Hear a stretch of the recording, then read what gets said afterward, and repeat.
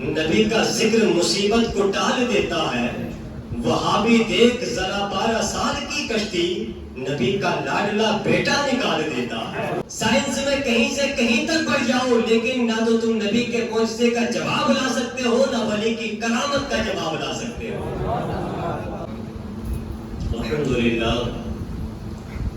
الحمدللہ رب العالمین، والعاقبۃ للمتقین، والصلاة والسلام علی سید الانبیاء والمرسلین وعلی آلہ واصحابہ اجمعین، اما بعد، اعوذ باللہ من الشیطان الرجیم، بسم اللہ الرحمن الرحیم۔ فقد قال اللہ تبارک و تعالی فی القرآن المجید والفرقان الحمید، الا ان اولیاء اللہ لا خوف علیہم ولا هم یحزنون، آمنت باللہ صدق اللہ مولانا العظیم، وبلغنا رسولہ النبی الامین الکریم، ونحن على ذلك لمن الشاہدین والشاکرین، والحمد للہ رب العالمین۔ غوث اعظم بمنے بے سر و سامہ مدد، قبلہ دی مدد، کعبہ ایماں مدد، بگردہ بے بلا افتاد کشتی، ضعیفان شکستہ رات و پشتی، بحق خواجہ عثمان ہارونی، مدد بنیا معین الدین چشتی رضی اللہ تعالی عنہ۔ قادری جمنا رہے غوث اعظم می زنم، دم شیخ احمد رضا خان قطب عالم می زنم۔ آئیے حضرات، کچھ عرض و معروض کا سلسلہ شروع کرنے سے قبل انتہائی عقیدت و محبت کے ساتھ گنبد خضرا کو نگاہوں میں بسا کر درود و سلام کی ڈالیاں نچھاور کریں۔ پڑھیے بابا سے بلند، اللہم صلی علی سیدنا و شفینا و سندنا و مولانا محمد مبارک وسلم، صلی علیہ صلاۃ و سلام علیک یا رسول اللہ صلی اللہ تعالی علیہ وسلم۔ اللہ رب العزت کا بے پایا فضل عظیم احسان عظیم ہے کہ اس نے اپنے پیارے محبوب صلی اللہ تعالی علیہ وسلم کی امت میں پیدا فرمایا اور بے شمار انعام و اکرام سے ہمیں نوازا۔ حضرات، یہ مبارک مہینہ بڑی 11ویں شریف کا مبارک مہینہ ہے، اور اس مہینے میں پیر پیرا میرے میرا شاہ جیلا، تندیل نورانی شہباز لامکانی محبوب سبحانی، حضرت سیدنا شیخ عبد القادر جیلانی الحسنی والحسینی کا عرس بھی منایا جاتا ہے، نظر و نیاز کا اہتمام بھی کیا جاتا ہے۔ حضرات، یہ نظر و نیاز کا سلسلہ علماء سلف و خلف سے چلا آ رہا ہے۔ میرے آقا کریم صلی اللہ تعالی علیہ وسلم خود صحابہ کرام علیہم الرضوان کے قبروں پر جا کر فاتحہ پڑھا کرتے تھے، اظہار ثواب کیا کرتے تھے۔ اور جب بندہ مومن اپنے مرحومین کے قبر پر جا کر اظہار ثواب کرتا ہے، رب اگر فضل فرما دے تو اس مردے کے قبر سے عذاب کو بھی دور فرما دیا کرتا ہے۔ تو یار یہ ہمارا مقدر ہے، وہ تمہارا مقدر ہے کہ تم اپنے باپ کے قبر پر فاتحہ پڑھو یا مت پڑھو، لیکن جو جا رہا ہے اس کو تو مت روکو۔ ہم اپنے والدین کے قبر پر اظہار ثواب کرتے ہیں اور اللہ تعالیٰ فضل فرماتا ہے تو عذاب میں تخفیف بھی ہوتی ہے۔ اور آپ نے سنی ہوگی وہ حدیث پاک، میرے آقا کریم صلی اللہ تعالیٰ علیہ وسلم ایک قبرستان کے قریب سے گزرے، دیکھا کہ قبر پر عذاب ہو رہا ہے، اور میرے آقا نے یہ بھی بیان فرما دیا کہ کس وجہ سے عذاب ہو رہا ہے۔ صحابہ کرام علیہ رضوان نے پوچھا تھا، یا رسول اللہ علیہ الصلوۃ والتسلیم، کس وجہ سے عذاب ہو رہا ہے؟ میرے آقا نے فرمایا تھا کہ ایک تو پیشاب کی چھینٹوں سے نہیں بچا کرتا تھا، ایک لوگوں کی چغلی غیبت کیا کرتا تھا، اس وجہ سے اس قبر پر عذاب ہو رہا ہے۔ تو اب دیکھیے میرے آقا نے کیا فرمایا، کیا کام کیا۔ صحابہ کرام کو حکم دیا کہ جاؤ ایک تر ٹہنی کو لاؤ، شاخ کو لے کر آؤ، گیلی ٹہنی کو لاؤ، اور لانے کے بعد میرے آقا نے اس قبر پر ڈال دیا تھا، اور ڈالنے کے بعد صحابہ کرام سے فرمایا تھا کہ جب تک یہ ٹہنی تر رہے گی، گیلی رہے گی، اس مردے کے عذاب میں کمی ہوتی رہے گی۔ تو یہاں سے پھول ڈالنے کا سند بھی ہمیں مل جاتی ہے، تو ہم اس میں اپنے مرحومین کے قبر پر پھول وغیرہ ڈالتے ہیں، اظہار ثواب کرنے کے لیے جاتے ہیں۔ یہ اپنا اپنا مقدر ہے. اللہ کا شکر ہے، کروڑوں احسان ہے کہ اللہ نے نبی دیا تو تمام نبیوں کا سردار ہمیں دیا ہے، اور ولی دیا ہے تو تمام ولیوں کا سردار ہمیں دیا ہے، اور کتاب دی ہے تو آخری کتاب ہمیں عطا فرمائی ہے. تو ہمارے تو والے ہی نیارے ہیں، اور ہمیں اپنی قسمت پر جتنا ناز کرنا چاہیے اتنا کم ہے. بہرکیف میرے عزیزو، جس آیت کریمہ کو عنوان سخن بنایا ہے، رب اپنے کلام میں ارشاد فرماتا ہے، سن لو بے شک اللہ کے ولیوں کو نہ کوئی خوف ہے اور نہ وہ غمگین ہوں گے. حضرات، میں غوث اعظم رضی اللہ تعالی عنہ کی چند کرامتیں اور آپ کے ابتدائی حالات آپ کی سماعتوں کی دہلیز تک پہنچاتا ہوں. میرے غوث اعظم رضی اللہ تعالی عنہ جیلان کے قصبہ نیف میں پیدا ہوئے. 470 ہجری میں آپ کی ولادت باسعادت ہوتی ہے. بروز جمعہ کو اور 1 رمضان المبارک کو میرے غوث اعظم اس دنیا میں تشریف لاتے ہیں. اور آپ نجیب الطرفین سید ہیں، یعنی باپ کی جانب سے بھی سید ہیں اور والدہ کی جانب سے بھی سید ہیں. آپ کا سلسلہ والد ماجد کی طرف سے 11 واسطوں سے اور والدہ کی جانب سے 14 واسطوں سے حضرت علی تک جا کر ملتا ہے. حضرت علی تک جا کر ملتا ہے وہ علی جن کو باب العلم کہا جاتا ہے. میرے آقا نے حدیث پاک ارشاد فرمائی تھی، انا مدینۃ العلم، میں علم کا شہر ہوں اور علی اس کا دروازہ ہے. اور ولایت کا جو سلسلہ شروع ہوتا ہے وہ حضرت علی سے شروع ہوتا ہے اور انہی پر جا کر ختم ہوتا ہے. تو 11 واسطوں سے اور 14 واسطوں سے والدہ کی جانی نسبت سے حضرت علی تک جا کر آپ کا میں سلسلہ نسب جا کر ملتا ہے. اور حضرات، قصیدہ غوثیہ میں شیخ شہاب الدین سہروردی علیہ رحمہ فرماتے ہیں کہ جب غوث اعظم رضی اللہ تعالیٰ عنہ اس دنیا میں تشریف لائے، چند کرامتوں کا ظہور آپ سے ہوتا ہے. اور ایک روایت کے مطابق یہاں تک آتا ہے کہ غوث اعظم رضی اللہ تعالیٰ عنہ جس رات پیدا ہوئے، آپ کی ولادت کے وقت آپ کا چہرہ 14ویں رات کے چاند کی طرح روشن تھا، چمک رہا تھا. اور ایک بات اور نوٹ کر لیں کہ غوث اعظم رضی اللہ تعالیٰ عنہ جب وہ اس دنیا میں تشریف لائے تو آپ کی والدہ ماجدہ کی عمر 60 سال ہو چکی تھی. 60 سال، جو کہ عام طور پر عورتوں کا سن ایاس یعنی اس اسٹیج پر پہنچنے کے بعد عورتیں اولاد سے محروم ہو جایا کرتی ہیں. لیکن یہ اللہ کا فضل تھا کہ آپ کی والدہ کی عمر 60 ہونے کے باوجود بھی رب نے اپنا فضل فرمایا اور غوث اعظم کو ہمارے درمیان بھیجا ہے. تو آپ کے والد ماجد کا نام حضرت سید ابو صالح موسیٰ جنگی دوست تھا. آپ کی والدہ ماجدہ کا نام ام الخیر فاطمہ اور آپ کا لقب امت الجبار تھا. تو میرے غوث اعظم رضی اللہ تعالیٰ عنہ جب اس دنیا میں تشریف لاتے ہیں تو شیخ شہاب الدین سہروردی مناقب غوثیہ میں بیان فرماتے ہیں کہ چند کرامتوں کا ظہور ہوتا ہے.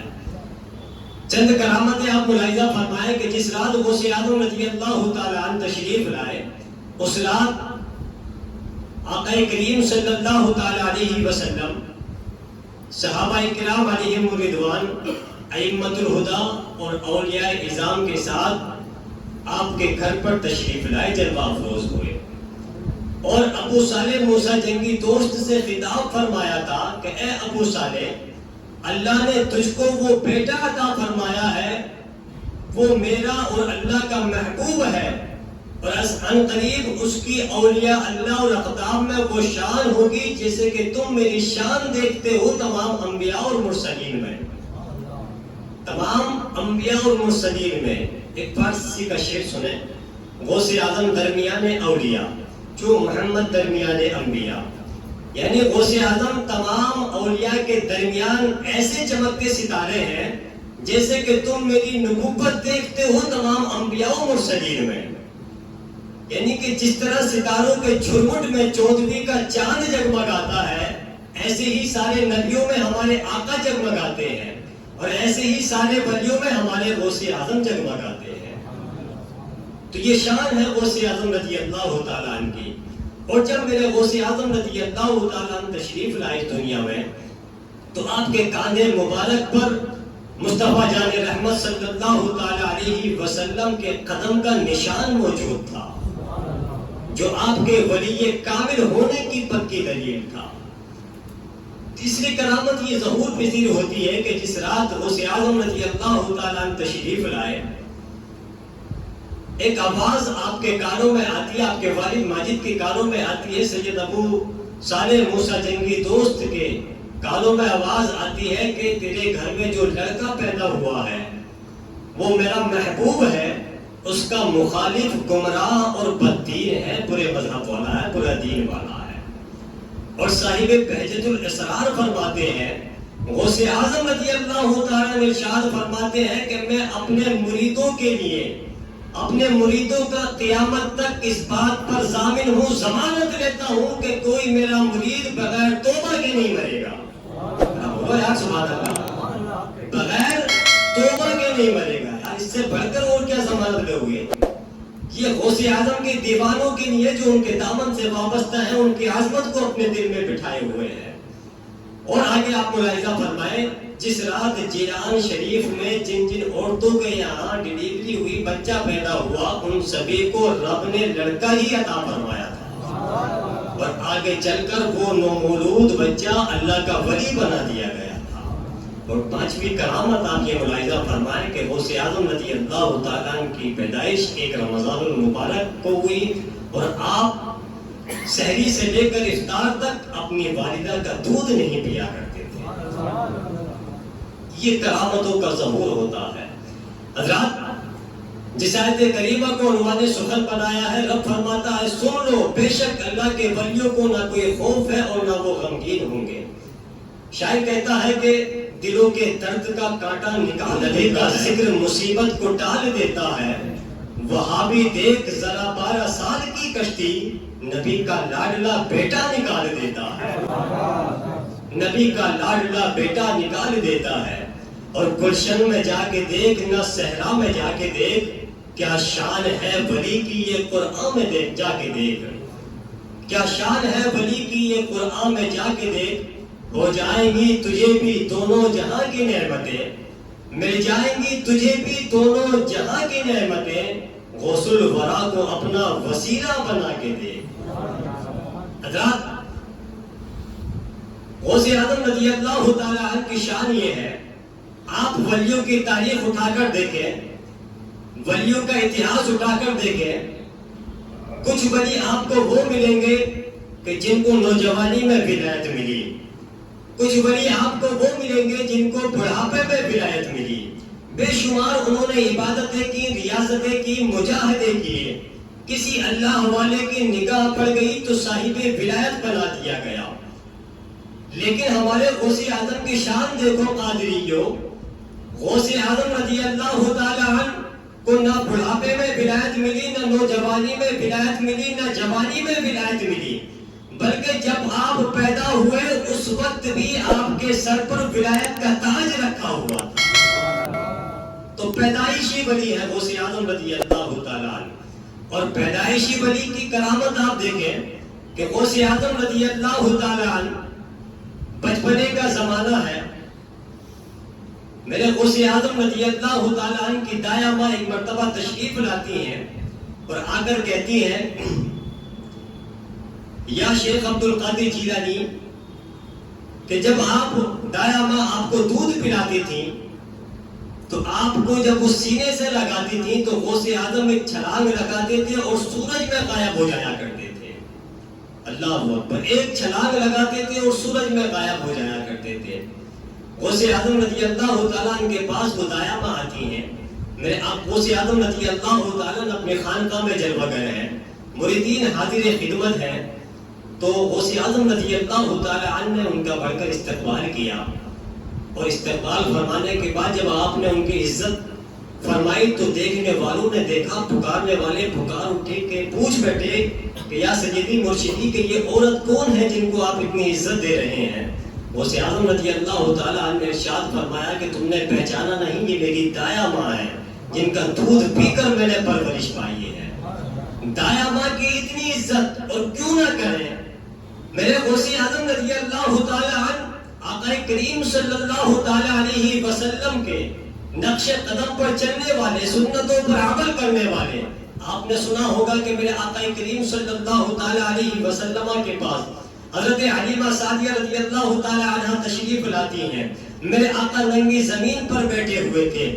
آقا نے کھڑے ہو کر ان کا استقبال فرمایا تھا. ننگی زمین پر میرے آقا بیٹھے تھے. حلیمہ سعدیہ رضی اللہ تعالی عنہ کو میرے آقا نے ننگی زمین پر نہیں بٹھایا، بلکہ اپنے مبارک کاندھوں سے چادر کو اتار کر زمین پر بچھایا تھا، اور پھر اس پر میرے آقا نے حضرت حلیمہ سعدیہ کو بٹھایا تھا. بٹھانے کے بعد دیکھنے والوں نے دیکھا تھا، پکارنے والے پکار اٹھے کہ جب دایا ماں حلیمہ سعدیہ کی عزت کا عالم یہ ہے، اگر آقا کی سگی ماں حضرت آمنہ زندہ ہوتی تو میرے آقا ان کی کتنی عزت فرماتے. تو غوث اعظم رضی اللہ تعالی عنہ آقا کریم صلی اللہ تعالی علیہ وسلم کی سنتوں پر عمل کرنے والے. تو دایا ماں تشریف لائیں اور پھر غوث اعظم سے فرمانے لگیں کہ بیٹا میں پھر سے تمہارا وہ کمال دیکھنا چاہتی ہوں کہ ایک چھلانگ لگاتے تھے اور سورج میں غائب ہو جایا کرتے تھے. تو حضور غوث اعظم رضی اللہ تعالیٰ نے ارشاد فرمایا کہ دایا ماں وہ میری کمزوری کا زمانہ تھا، وہ میری کمزوری کا زمانہ تھا. اور ایک بات میں آپ کے ذہن میں اور گوش گزار کر دوں، یہ بات بھی آپ ذہن کے پردے سے ذہن میں نوٹ کر لیں کہ غوث اعظم سورج ہی میں کیوں جاتے تھے؟ آسمان میں چاند بھی تو ہے، ستارے بھی تو ہے، اور بہت ساری جگہ ہے، وہ کہیں بھی جا سکتے تھے، لیکن سورج ہی میں کیوں جاتے تھے؟ کیونکہ غوث اعظم رضی اللہ تعالیٰ کی نگاہ ولایت دیکھ رہی تھی کہ آخری زمانے میں انسان اتنی ترقی کرے گا کہ خلاؤں کا سفر کرے گا. آج لوگ چاند پر جا رہے ہیں، آسمان کی جگہ جگہ پر سفر کر رہے ہیں، جا رہے ہیں، لیکن غوث اعظم نے سورج میں جا کر قیامت تک کے لیے چیلنج دے دیا کہ تم کتنی ہی ترقی کر لو، سائنس میں کہیں سے کہیں تک بڑھ جاؤ، لیکن نہ تو تم نبی کے معجزے کا جواب لا سکتے ہو، نہ ولی کی کرامت کا جواب لا سکتے ہو. تو غوث اعظم کی نگاہ ولایت دیکھ رہی تھی. آپ نے فرمایا تھا کہ دایا ماں وہ میری کمزوری کا زمانہ تھا، جب سورج مجھے اپنے اندر غائب کر لیا کرتا تھا. آج میری طاقت کا زمانہ ہے، آج ایسے ہزاروں سورج آ جائیں تو میرے اندر غائب ہو سکتے ہیں، لیکن سورج اب مجھے اپنے اندر غائب نہیں کر سکتا. اللہ اکبر. تو دایا ماں نے کہا تھا کہ بیٹی یہ کیا معاملہ ہے؟ بچپن میں بچے کے اندر جو کمال ہوتا ہے، بچہ جیسے جیسے بڑھتا ہے کمال بھی بڑھتا چلا جاتا ہے. تو آپ نے فرمایا تھا کہ دایا ماں وہ میری کمزوری کا زمانہ تھا، آج ایسے ہزاروں سورج آ جائیں تو وہ میرے اندر غائب ہو سکتے ہیں، لیکن اب سورج مجھے اپنے اندر غائب نہیں کر سکتا ہے. لیکن یہ بچپن کی کرامت کا عالم یہ ہے، اور بڑے ہو کر تو غلاموں غوث اعظم کے دیوانوں اندازہ لگاؤ، بڑے ہو کر تو عالم یہ ہے جس پر نگاہ ڈال دی اسی کو ولی بنا لیا. ایک غمگین نوجوان غوث اعظم رضی اللہ تعالیٰ کے پاس آیا اور آنے کے بعد عرض کی حضور میں نے اپنے والد کو دیکھا مرحوم کو کہ وہ عذاب قبر میں مبتلا ہے، وہ عذاب قبر میں مبتلا ہے. انہوں نے مجھ سے فرمایا ہے، کہا ہے کہ بیٹا سیدنا شیخ عبد القادر جیلانی رضی اللہ تعالیٰ کے پاس جاؤ اور جا کر میرے لیے مغفرت کی دعا کرواؤ. وہ نوجوان غوث اعظم کی بارگاہ میں آتا ہے، سارا بات واقعہ بیان کر دیتا ہے. کرنے کے بعد غوث اعظم رضی اللہ تعالیٰ نے دعا فرمائی. اگلے دن وہ نوجوان پھر حاضر غوثیت میں حاضری دیتا ہے اور بڑا خوشی خوشی حاضری دیتا ہے. تو غوث اعظم رضی اللہ تعالیٰ کی بارگاہ میں آ کر عرض کرتا ہے کہ حضور آپ نے دعا فرمائی تھی تو میرے باپ سے عذاب قبر کو دور کر دیا گیا ہے، میرے باپ کی قبر سے عذاب کو دور کر دیا گیا ہے. تو پھر غوث اعظم نے پوچھا تھا کہ کیا تمہارے باپ کبھی میرے مدرسے کے قریب سے گزرے ہیں؟ اس نے بیان کیا تھا، عرض کی تھی جی حضور میرے والد آپ کے مدرسے کے قریب سے گزرے ہیں. ایک حدیث پاک آپ نوٹ فرمائیں کہ میرے آقا کا فرمان عالی شان، جس نے میری قبر کی زیارت کی اس پر میری شفاعت واجب ہو گئی. سبحان اللہ ہو گیا محبت سے. میرے آقا نے فرمایا تھا جس نے میری قبر کی زیارت کی اس پر میری شفاعت واجب ہو گئی. لیکن غوث اعظم فرماتے ہیں جو میرے مدرسے کے قریب سے گزر گیا اس پر میری شفاعت واجب ہو گئی. تو اس نوجوان سے میرے غوث نے فرمایا تھا کیا تمہارے والد میرے مدرسے کے قریب سے کبھی گزرے ہیں؟ اس نوجوان نے کہا تھا جی. تو اگلے دن وہ بڑی خوشی کے ساتھ حاضر ہوتا ہے اور کہتا ہے کہ حضور میں نے اپنے والد کو بڑے اچھے لباس میں سبز حلے میں دیکھا، ہرے لباس میں دیکھا، اور وہ مسکرا رہے تھے، حشاش و بشاش تھے، اور انہوں نے مجھے نصیحت کی تھی کہ بیٹا شیخ عبد القادر جیلانی کی بارگاہ میں رہا کرو، ان کے پاس سے نہ ہٹا کرو، ان کی بارگاہ سے فیض حاصل کیا کرو۔ اللہ اکبر۔ تو وہ نوجوان نے کہا تھا، اور یہ صاحب بہجت الاسرار نے بھی بیان فرمایا ہے کہ میں اپنے مریدوں کے لیے قیامت تک اس بات کا ضامن ہوں کہ میرا مرید بغیر توبہ کے نہیں مرے گا۔ اسی لیے شاعر کہتے ہیں کہ مریدی لا تخف کہہ کر، یعنی کوئی خوف نہیں ہے، مریدی لا تخف کہہ کر تسلی دی غلاموں کو، قیامت تک رہے بے خوف بندہ غوث اعظم کا، قیامت تک رہے بے خوف بندہ غوث اعظم کا، خدا کے فضل سے ہم پر ہے سایہ غوث اعظم کا، ہمیں دونوں جہاں میں ہے سہارا غوث اعظم کا۔ اور مشہور سائنسدان آئنسٹائن کہہ گیا ہے کہ میں نے دوربین کے ذریعے ایک ایسے کہکشاں کو دیکھ لیا ہے جو زمین سے 2 کروڑ نوری سال دوری پر ہے، یعنی وہ روشنی جو فی سیکنڈ میں 1,86,000 میل طے کرے گی، وہاں 2 کروڑ نوری سال میں پہنچے گی۔ لیکن قادریوں جھوم جاؤ، تم اپنے نصیبوں پر مقدر کرو۔ اس کے برعکس غوث اعظم کی شان دیکھو، اس نے کہا تھا کہ اگر میری عمر 1,10,00,000 برس بھی ہو جائے تب بھی میں کائنات کے حدوں کو نہیں دیکھ سکتا۔ غوث اعظم کے دیوانوں شان دیکھو غوث اعظم کی۔ میرے غوث اعظم فرماتے ہیں نظرت الی بلاد اللہ جمعا کخردلۃ علی حکم اتصالی، میں اللہ کے حکم سے اللہ کے تمام شہروں کو ایسا دیکھتا ہوں جیسے ہتھیلی پر رائی کا دانہ رکھا ہوا۔ یار اس سے بڑھ کر اور کیا ضمانت لوگے؟ کتنی شان ہے تمہارے غوث اعظم کی۔ اللہ نے وہ ولی ہم کو عطا فرمایا ہے جو تمام ولیوں کا شہنشاہ ہے، جو تمام ولیوں کا تاجدار ہے، جن کو سلطان الاولیاء کہا جاتا ہے، اور ہم اپنی زبان میں یوں کہیں تو یوں کہا جاتا ہے کہ بڑے پیر دستگیر۔ اور یہ ہم ایک علامہ یافعی رحمۃ اللہ علیہ اپنی کتاب قرۃ الناظرہ میں بیان فرماتے ہیں کہ غوث اعظم رضی اللہ تعالیٰ عنہ ہر مہینے کی 12 تاریخ کو آقا کریم صلی اللہ تعالیٰ علیہ وسلم، اللہ اس کے رسول کی نظر و نیاز کیا کرتے تھے، فاتحہ دلایا کرتے تھے۔ یہ نیاز اس قدر مقبول ہوئی، اس قدر مقبول ہوئی، تو میرے آقا نے ارشاد فرمایا تھا کہ اے عبد القادر تم ہم کو 12ویں کے نام سے یاد کرتے ہو، امت تمہیں 11ویں والے پیر کے نام سے جانے۔ تو عرف عام میں تواتر کے ساتھ ہند و پاک و ہند میں اور بر صغیر میں آپ دیکھیں، حالانکہ آپ کی تاریخ وصال 17 ہے، لیکن یہ منیاز اس قدر مشہور ہوئی کہ ہر سنی جس کے دل میں اولیاء کاملین کی محبت ہے وہ ہر مہینے کی 11 تاریخ کو فاتحہ کا اہتمام کیا کرتا ہے۔ اللہ ہمیں اگر توفیق دے، غوث اعظم کی محبت ہمارے دل میں ہے تو ہمیں غوث اعظم رضی اللہ تعالیٰ عنہ کی نظر و نیاز کر کے اپنے غلامی کا ثبوت دیں، تاکہ کل بروز محشر کو ہماری بخشش کے لیے کچھ سامان کر سکیں۔ اللہ کی بارگاہ میں دعا ہے مولا تبارک و تعالیٰ ہم سب کو ان اولیاء کرام کے